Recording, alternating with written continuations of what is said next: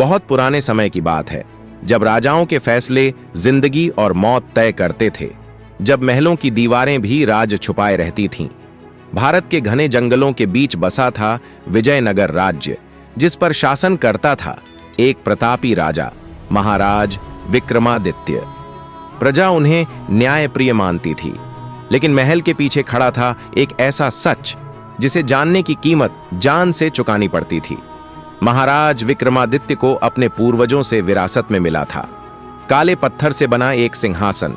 कहा जाता था जो भी उस सिंहासन पर बैठा उसने असीम शक्ति पाई, लेकिन बदले में कुछ बहुत कीमती खो दिया।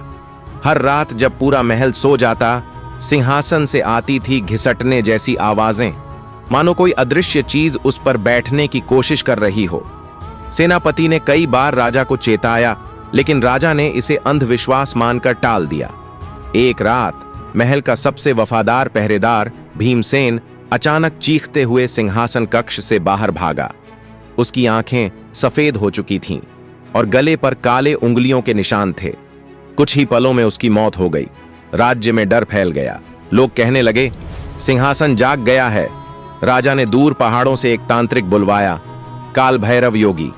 योगी ने ध्यान लगाकर बताया, महाराज, यह सिंहासन साधारण नहीं, इसमें कैद हैं आपके ही पूर्वज राजा त्रिलोचन की आत्माएं। सदियों पहले राजा त्रिलोचन ने सत्ता की भूख में 7 निर्दोष साधुओं की बलि दी थी। मरते समय उन्होंने श्राप दिया, यह सिंहासन हर पीढ़ी से रक्त मांगेगा। राजा विक्रमादित्य का चेहरा पीला पड़ गया। अब हर रात राजा को डरावने सपने आने लगे। सपनों में वही सिंहासन और उस पर बैठा एक साया जो कहता, राजगद्दी मेरी है। राजा का स्वभाव बदलने लगा।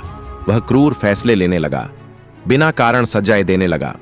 रानी ने देखा, राजा की परछाई अब उसकी हरकतें देर से दोहराती है। काल भैरव योगी ने बताया, श्राप तोड़ने के लिए राजा को खुद सिंहासन का त्याग करना होगा और आत्माओं से क्षमा मांगनी होगी। अमावस्या की रात महल के तहखाने में अनुष्ठान शुरू हुआ। जैसे ही राजा ने सिंहासन छोड़ा, पूरा महल कांप उठा। दीवारों से खून जैसे निशान उभर आए। आत्माओं की चीखें गूंजने लगीं। राजा ने पहली बार अपने पाप स्वीकार किए। सुबह जब लोग महल पहुंचे, सिंहासन टूटा पड़ा था और राजा विक्रमादित्य गायब।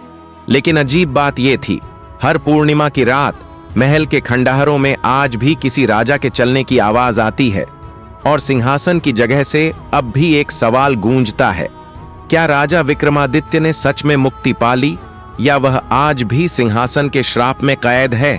आप क्या सोचते हैं? कमेंट में जरूर बताइए।